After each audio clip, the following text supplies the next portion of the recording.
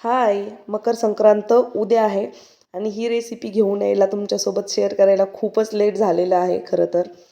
तर आज आपण बनवणार आहे तीळ आणि गुळाचे लाडू, कुठलाही पाक न करता. याला पण प्रमाण आपल्या तीळ चिक्कीच्या रेसिपीसारखंच आहे. 1 वाटी तीळ आणि 1 वाटी गूळ. मी मीडियम साईजची वाटी वापरली आहे. तुम्हाला जेवढी क्वांटिटी पाहिजे असेल तेवढं तुम्ही वापरू शकता.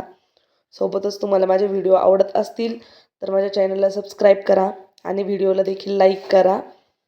तर हे तीळ आपल्याला लो टू मीडियम हीटवर छान खुसखुशीत होईपर्यंत भाजून घ्यायचे आहेत आणि मग त्यानंतर आपल्याला त्याला थंड करून घ्यायचे. थंड म्हणजे रूम टेम्परेचरवर, थंड म्हणजे फ्रीजमध्ये नाही.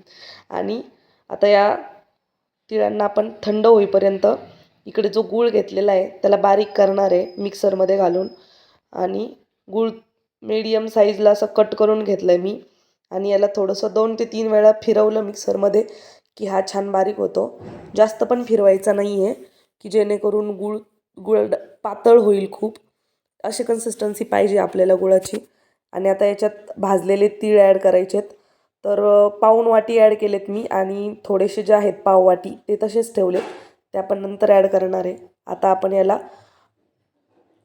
हळूहळू करून याला मिक्सरला फिरून घेणार आहेत. म्हणजे एकदमच जास्त वेळ नाही फिरवायचं आहे, थोडं थोडं फिरवायचं आहे. मध्ये चेक पण करायचं आहे की त्याला बाइंडिंग येतं आहे का, आणि मिक्स पण करायचं आहे झाकण खोलल्यानंतर चमच्याने. आणि मग त्यानंतर पुन्हा त्याला चालवायचं आहे मिक्सरला. तर आता राहिलेले तीळ पण मी त्याच्यात ॲड करणार आहे.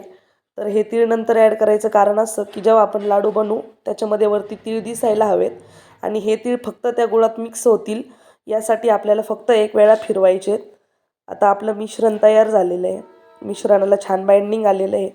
हे जर तुम्हाला चेक करायचं असेल तर त्याला असं लाडवाप्रमाणे दाबून बघा. जर होत नसेल तर आणखी थोड्या वेळ फिरवून घ्या. आता याला आपल्याला सगळ्याला एकजीव करायचं आहे हाताने.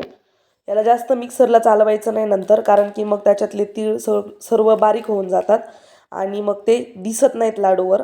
ते लाडू तिळाचे आहेत असं वाटत नाही. तर आता याला एकजीव केल्यानंतर छान असे लाडू वळून घ्यायचे आहेत. मी जे मिश्रण बनवलेलं आहे त्याच्यामध्ये लिंबाच्या साईजचे साधारणपणे 7 लाडू तयार होतात. तुम्ही तुमच्या आवडीप्रमाणे क्वांटिटी घेऊ शकता. फक्त 1 वाटी गूळ आणि 1 वाटी तीळ हे प्रमाण लक्षात असू द्यात. हे लाडू चवीला खूपच सुंदर होतात.